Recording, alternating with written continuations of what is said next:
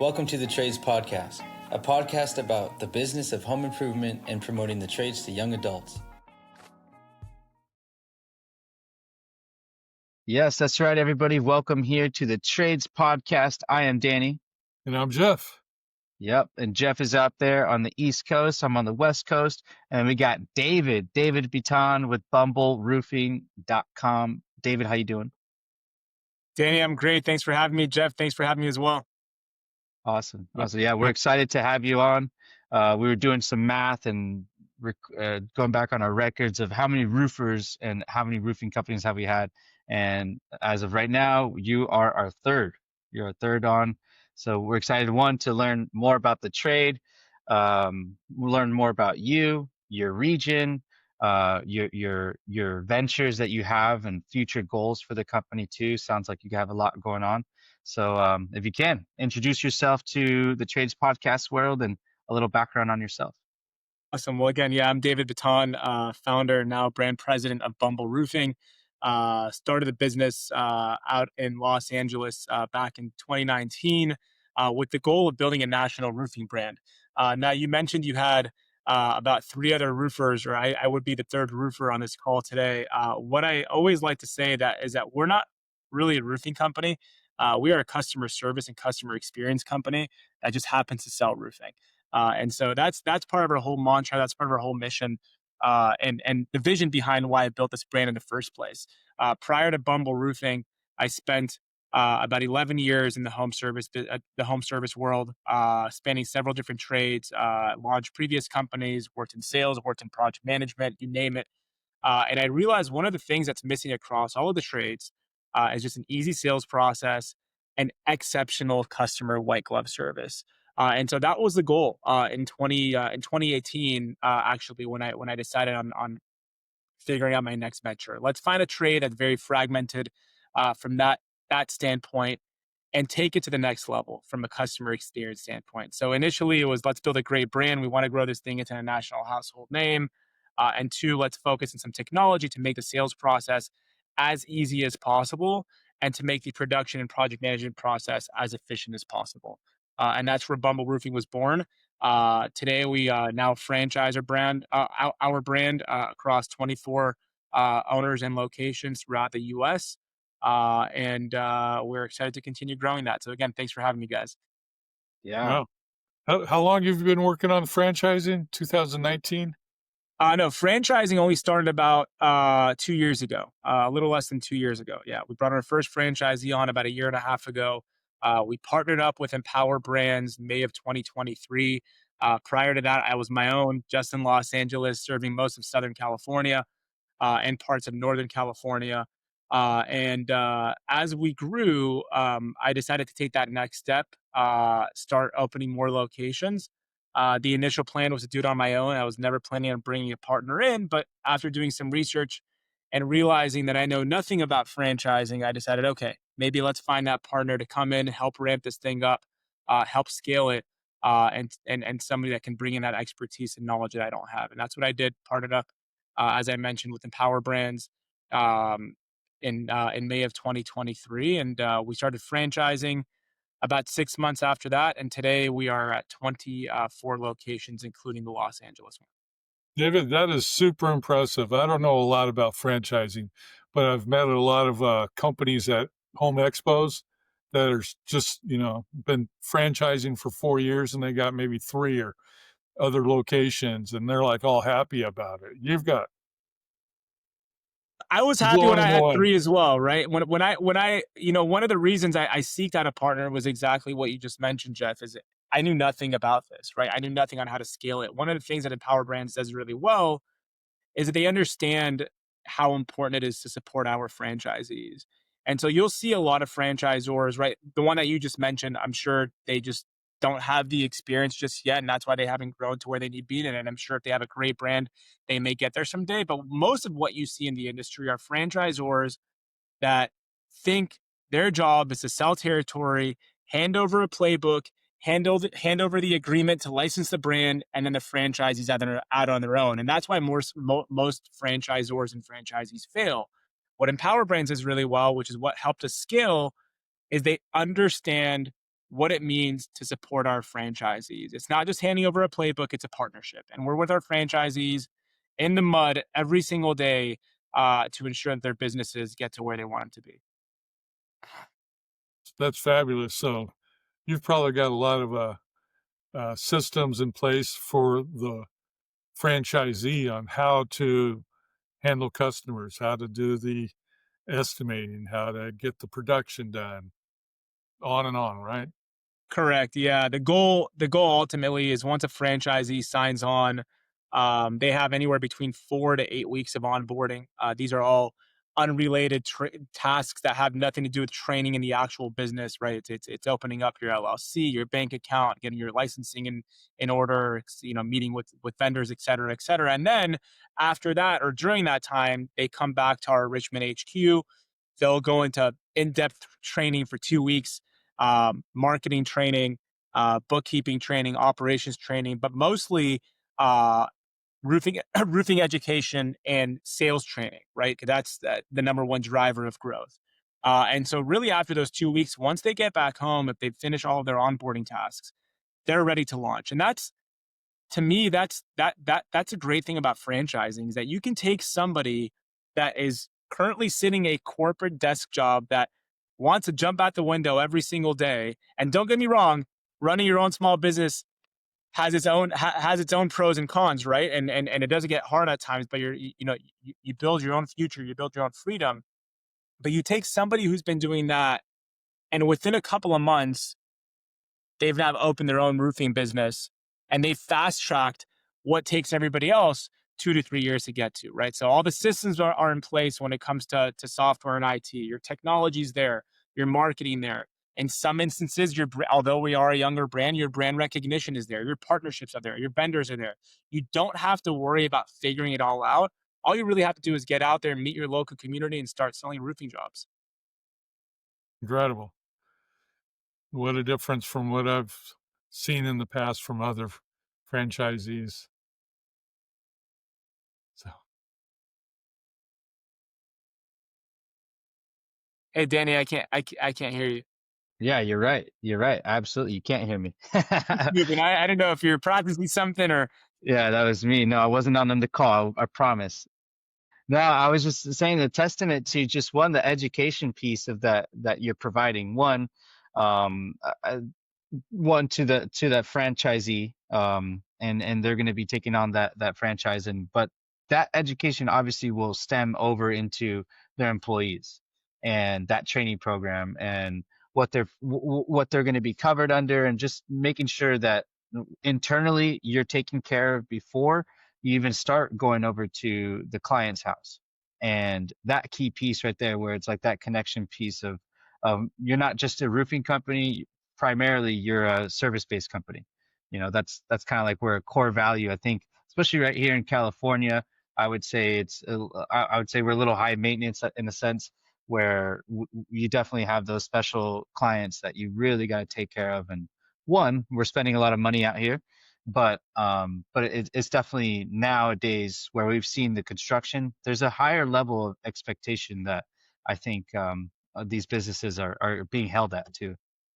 Yeah, 1000%, Danny. And I think, you mentioned California. I think California is, we're usually the pioneers for the rest of the nation when it comes to really everything. And so what we see in California now may start happening in other markets a year, 3 years, 5 years, 10 years from now. We're starting to notice it already, right? Markets where, they're usually, hey, if you're my neighbor, I'm going to work with you. No, they want to make sure that they're getting the same level of customer experience that they would get if they're making a return with Amazon.com. And so that is a huge factor in our training, right? It's all about the customer, right? I teach my team out here in LA. If it's under, I know this is being recorded and may bite me in the butt later on, but if it's under $500, I don't care if it has nothing to do with our project. If the customer wants it fixed, no questions asked, we go out and fix it.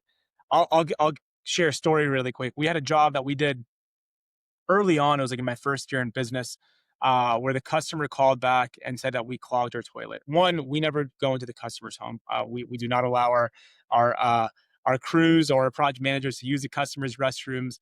We'll never come in there. And sorry, it wasn't the toilet, by the way. It was the main line, right? Which is a whole nother situation.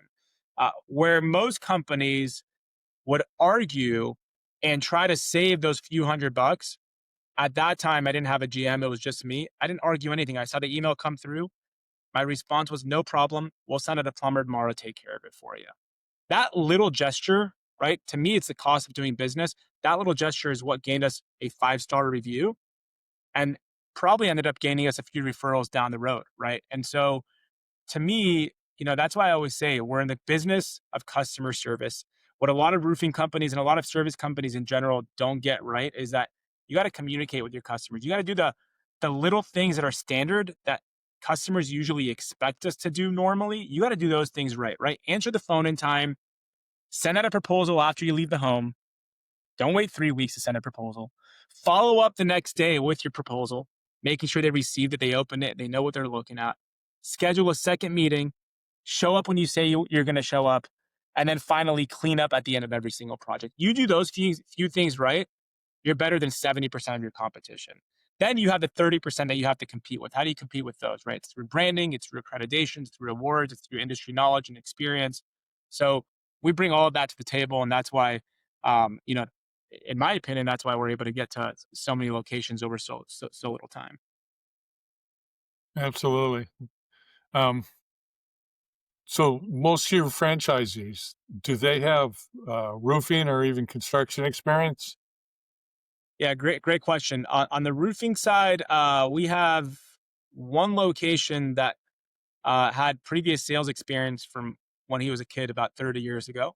Other than that, no other roofing experience. We do have a couple of franchisees that have some construction experience, some in fix and flips, doing their own little projects, some doing handiwork around the house. And then a few that own some of our sister brands. So we do have franchisees that have bought in some of their other brands and kind of capped up their territory, right, for those brands. And so they wanted to buy into other brands and have synergistic products. So we have a franchisee who owns our Koala Insulation sister brand and our Conserva Irrigation brand that bought into Bumble, and 2 franchisees that own a Superior Fence and Rail that own a Bumble franchise as well. Most of our franchisees are ex-corporate, ex-engineers, a lot of medical device sales, some Amazon guys. What else we got in there? A little bit of everything, ex-marketing.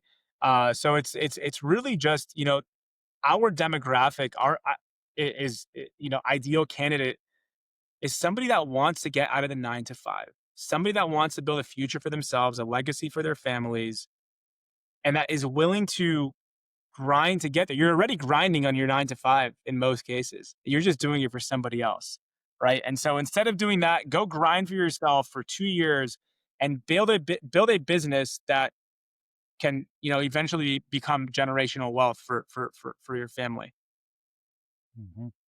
Yeah, and that's a key piece where, wealth is one thing, but even just the skill and knowledge of having that. That one, to run the business is one thing, but even having the skill of building a roof, the construction side of things, it's not for everybody. But when you have that skill, it's almost a recession-proof thing that I don't see any technology taking over anytime soon. Yeah, I think so. I kind of agree / disagree with technology not taking over it. I think there will be a day, and I actually have talks with some of these companies. One of the leading startups that is currently working on a roofing robot is Renovate Robotics. You may have heard of them. Shout out Dylan Crow and his team. But I do see robotics and AI taking over the labor side. Maybe not soon, but maybe like 10 years from now, right? You see the Tesla robots coming out. Who knows what the heck they're going to be able to do down the road. But on the people side, I think that's irreplaceable. Although you'll see all these AI tools out there that help with sales, I don't think AI takes over sales. And I'll tell you why. I always say people buy from people, right? You can't buy from an AI. You have to have some sort of an emotional connection, especially when it comes to purchasing a big ticket for your home with the person that's working on your home. So yes, I may have robots working up there one day that are actually dealing with replacing the roofing shingles and all that other stuff. But the actual rapport, the trust that you're building with that customer, to me, an AI can't do that. I don't see a world where, until we become part AI, part robot, and part human, I don't see a world where that happens. And so, yes, this industry to me is AI resistant. I don't see I don't see a way in where AI takes over the sales industry whatsoever. It will help, but it won't take it over completely. Yeah, and you've seen some platforms, I'm sure, out there on the AI side of, there's just so many that I think feel have just been popping up where like, oh, we can help you with, out calls, inbound, and, intake calls, et cetera, et cetera. But I agree with you on that human piece. That connection goes a long way, and I'm in a heavily piece of customer service based business, and it goes a long way when you can absolutely answer the phone on the other side and you hear that enthusiasm about someone's either a review, a service, or just that, oh, we heard about you, and it's like, how can you teach I think it's a long way from now, but how can you teach an AI to share that passion that someone on the other side of a phone has for it? Yeah, we've been testing part of what we do as a franchise system, since we own a company owned location in Los Angeles, is we treat this as our lab. And so we'll test different things out over here before we kind of spread it system wide to the rest of our franchisees. So we've been testing over the last couple of months an AI outbound caller. And I think they want to drop me at this point because I just keep coming back with like, I don't like this voice. There has to be more passion, more energy behind it. It's the first initial interaction. That's what tells you if you're going to have a sale or not, right? And so if you're pick up the phone and you're robotic and you're not having small talk and you can't build some sort of rapport over the phone, you're better off not going out to the appointment. They're not going to remember you. They're not going to want you to come out. So yeah, my business was built primarily on networking, primarily on getting out there and building relationships. And I see this across all of our franchisees. The franchisees who get out there, they build the relationships, they network, they have the small talk, they're not afraid to talk to people. Those are the ones that succeed. Yeah, yeah. Kind of a out of left field question on this piece, but what was your first exposure to construction? What was your piece that kind of brought you to that made you decide that again that this was something viable and that I can absolutely move towards, if you haven't mentioned already. Yeah, so I kind of fell into it. I didn't really have it wasn't that I saw somebody building a house or a friend that got me into something and I said, "Oh, this might be something for me." I went to college in Santa Barbara in 2007, dropped that after 7 months. I always knew the entrepreneurship lifestyle was me just because that's the household I grew up. My mom was a stay-at-home mom. My father always was a breadwinner, and he always owned several small businesses across his entire career. And so not in the construction space. He was in the manufacturing and logistical space of clothing. And so I went to college, came back home, college dropout. You're talking 2007, 2008, Great Recession. Who the hell's going to hire me, right? And so I looked up some ads and I found an ad that says, "Hey, come make upwards of $250,000 a year working as a commission sales rep for a home improvement firm." And so that was the only opportunity I had. That was the only opportunity I took, and I jumped right into it. I didn't make $250,000 right away, but I saw the opportunity on getting there. Right, I worked for several companies that you know had shady sales tactics, weren't paying people on time, and so I hopped around a lot. The first 6 years of my career was really just getting to know the industry, learning the different trades, immersing myself. I loved it. One of the things I love most about this industry is just dealing with people, right? The trade, not so much. Like I always make this joke. Like if you ask me to hang a picture up on the wall, I'll take the entire house down. I do not know. I'm not a handy guy. Like other than spraying WD-40, that's like the furthest I can go. I have enough tools in my toolkit to like understand how to speak about something. If I'm selling roofing, I'm the expert in roofing. I know how something needs to be installed. I'm just not handy with it. But So I really wanted to immerse myself in the trades in those first 6 years. And I loved it. The thing I loved about it the most is that I get to be out in the field every single day, meeting my community, meeting new people, hearing people's stories. Like, that's my favorite part. I walked into homes. I could probably write a novel, uh, several novels of the homes that I've been to. I've had, people who basically have turned into family, homes that I've spent not in the roofing game, but when I was doing larger projects like new constructions and kitchen remodels and room additions, I was spending in somebody's home upwards of 6 to 8 months, sometimes even over a year. And so you become family with these people. You understand what they're like. You have lunch and dinner with them, right? So it was something that I loved. I still love today. I always make the joke that I don't love this part of the job. The podcast I love. This is different, but like the spreadsheet calls and the corporate calls, like, not for me so much. Let me be out in the field. Let me drive around, see communities I never even knew existed across Los Angeles and California, and just meet homeowners and help them get what they need. Yeah, that what that everything that you had mentioned from your experience and how you got to this point where that soft skill is a huge piece to, one, hone in on any entrepreneur, of the communication and being able to get your mission across, to the consumer. And how is that client gonna, one, connect with you? Are you gonna genuinely connect with them? And uh, and one, you've been able to transfer that over for other business owners to have that opportunity. And that's something that's, I feel like we've talked about it, right, Jeff? I mean, just how hard it is with soft skills to be, trained and transferred over to Yeah, even that, anybody coming brand new into the construction trades. soft skills can be more difficult to train than the actual construction skills you're trying to teach. 1,000%. Yeah, 1,000%. yeah. Construction skills are just open up a book, watch some videos, and it's continuous education. Soft skills, I wouldn't say you're born with it, but you got to get out of your comfort zone. I remember the first door I walked up to for my first appointment, I was nervous as hell, right? And it took me a few, right? It took me a few to get to that point where I can walk into somebody's home and walk out with a contract, right? And I learned that it's really just about being myself, right? Like, I'm here to make a friend today. That's it. That's how I see it. And so while that's not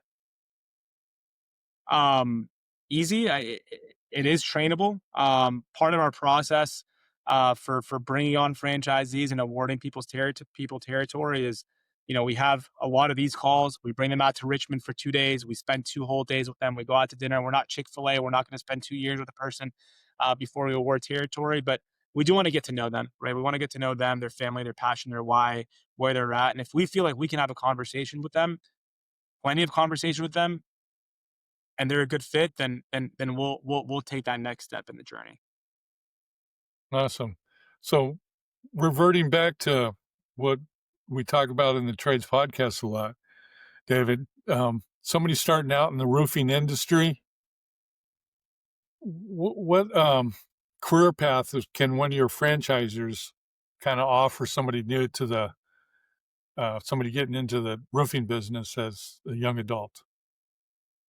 Yeah, there's several different roles that some of our franchisees look for. Is that what you're referring to?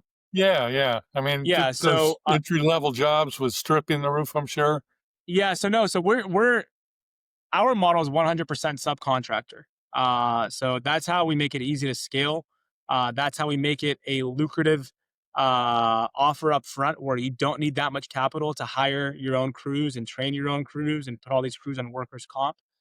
Most scaled roofing companies across the US offer a similar model with the subcontractor model. However, being that we are a customer experience and customer service company, there are a lot of other roles, entry level roles, that somebody can get into. One, on the sales and marketing side, right? That's canvassing, right? So one of our marketing channels, marketing arms that we're really focused on is going and knocking doors, right? That's a way to get down with your local community, have them meet the brand, have them understand who we are. And for an entry level person, they don't have to know too much. They're just going to do meet and greets, talking to people about roofing for a couple of minutes, and hope they get an appointment out of it.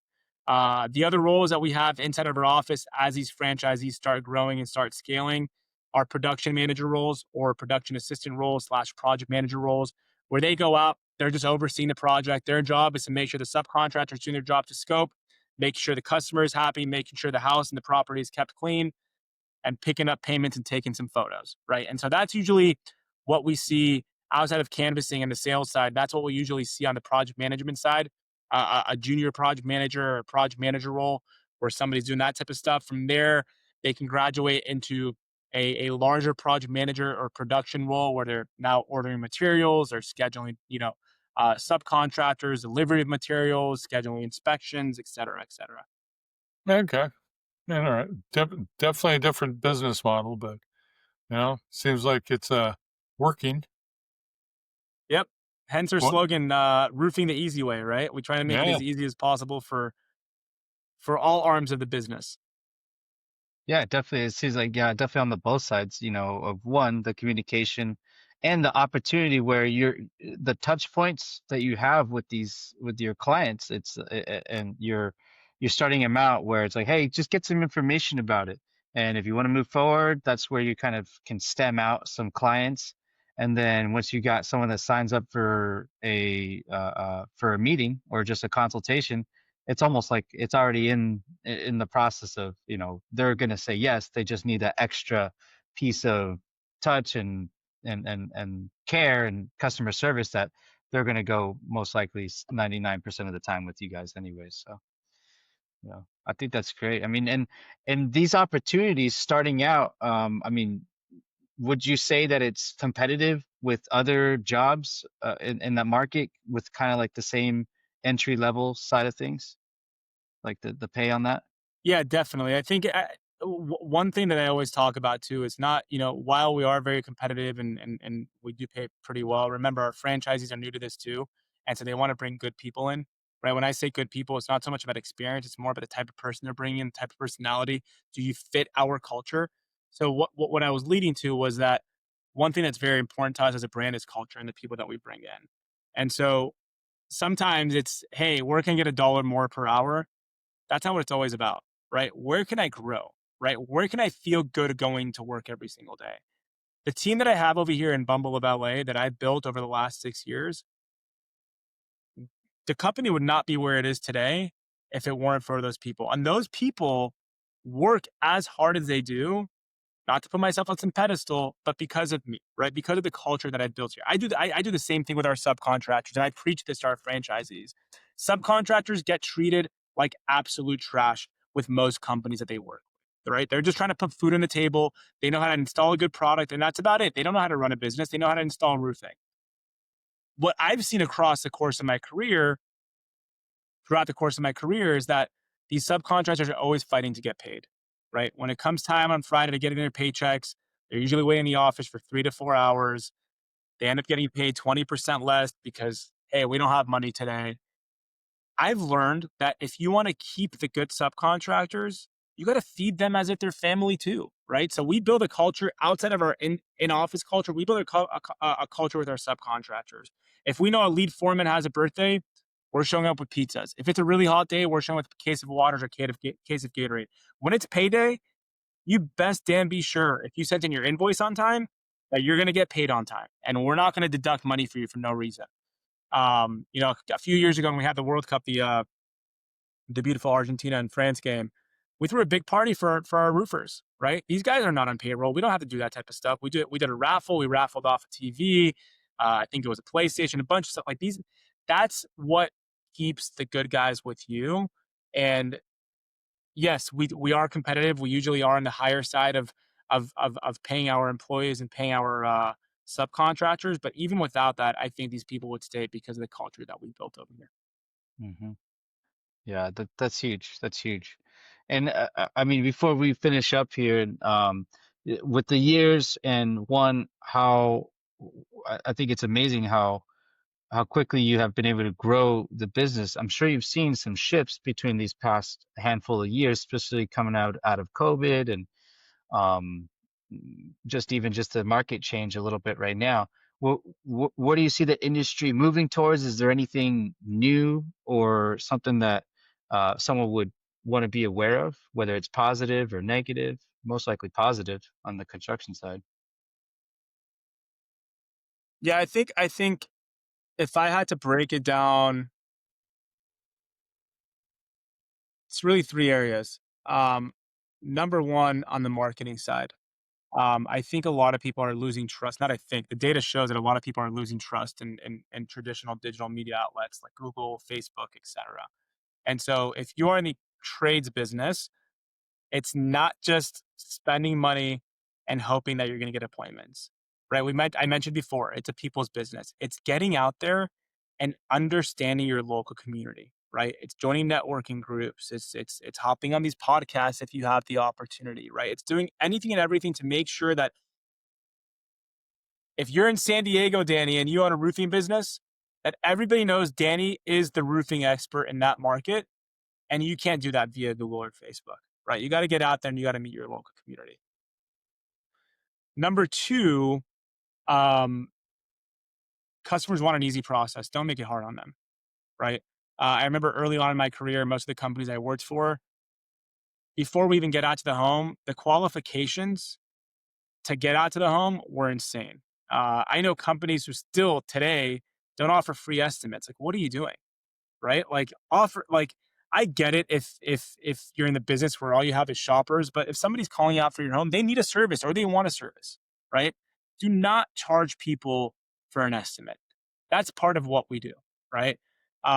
Make it as easy as possible for them. Why do you need all decision makers there? Most people aren't fond of a one call close. I don't want to close with somebody who just walks into my home for a $15, $20, $50,000 project. I want to take my time. I want to sleep on it. I want to think about it. I want to talk to my wife, maybe talk to my friends. Do what you need to do when you go into the home to make sure you are at the top of their list, but let them do their homework, right? Do not make it hard on them. We make the sales process very easy at Bumble Roofing. You can go online right now. If we have, we're not in San Diego and we're not in Tennessee just yet, Jeff, but in other markets, our customers are able to go on within seconds after putting in their address, answering a few questions, and our AI measuring their roof. They're able to get a quote via email without speaking to a salesperson, without speaking to anybody. That was my whole vision with Bumble Roofing when I first launched it. Let's make the sales process easy as possible. I don't need all decision makers there. It's a roof. It's not a kitchen where the wife and the husband want to come together and choose the cabinets. It's a freaking roof. Nobody wants a roof, right? This is not something that somebody wakes up in the morning and said, honey, I dreamed that we had a brand new great roof. Maybe we should start shopping for it. No, I had a leak and I need somebody to come out and fix it for me. So just try to make that process easy as possible. And then finally, I see the industry going to a place where, people are looking for solutions and not as much of a just service, if that makes sense. So I'll give you our example, like in the roofing business. I think over the course of the next 5 years, a lot of roofing businesses are going to die because they're not molding into a do-it-all roofing company, if that makes sense. There are a lot of synergistic products and synergistic solutions that you have to understand in roofing. One of them, let's talk about insurance, right? The insurance claims process. That's something that up until 2 years ago, we didn't really know that well, right? We were only based out of LA. What do we get? Some Santa Ana. When's out here, right? Like, it doesn't get that crazy for us to be able to get a lot of insurance claims approved. But companies throughout the US don't understand that insurance claims process. And that's a solution that you have to figure out for your customers when you walk in through that door. The second thing is, right, bundling up solutions, right? So we are a roofing company. We should be able to do gutters. We should be able to offer attic insulation and solar for more cleanup and energy efficiency. And we should be able to offer solar as well as siding, right? So these are solutions that we plan on starting to offer a lot more with our service offering. And you guys got cut off. Okay, there you are. Sorry about that. These solutions, I believe, is where the roofing companies who understand what's going on will start molding their businesses to offer more solutions in one. So those would be my top three. You hear about pricing all the time. I don't think pricing is a factor. Prices going up because of tariffs or because of rate hikes or interest rates, whatever it may be.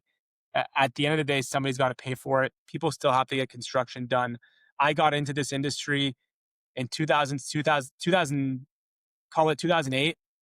right? It was really late 2007. My best years as a salesperson were between 2008 and 2010. And so, like, a recession didn't matter to me, right? I didn't look at a recession as a cause as to why my sales would be down. To me, it's at the end of the day, as long as somebody's living in this home, they're going to have to get work done.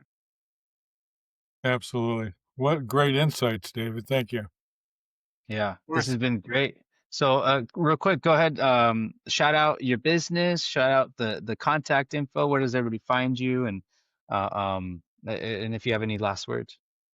Yep. So if you are, first of all, again, Jeff and Danny, thanks for having me and Bumble Roofing on today. If you are looking to replace your roof across any of our markets, you can visit us at bumbleroofing.com, and from there you can visit your location. If you are interested in joining our franchise, you could visit bumbleroofingfranchising.com or empowerfranchising.com. Empower Brands is the platform that we are part of, our parent company. Again, looking to serve all of you with any questions you may have. Appreciate the time, Jeff and Danny, and hope to speak to you guys again soon, and can't wait to see the video online. Yeah, Awesome. Thank you, absolutely. David. Yeah, we'll get this out there to everybody. And thanks again, everybody that's listening to the Trades podcast right here. Make sure to reach out to David, his team, Bubble Roofing, and their franchise company that they will help you build that up. So we'll see everybody soon at the next Trades podcast episode. Thank you.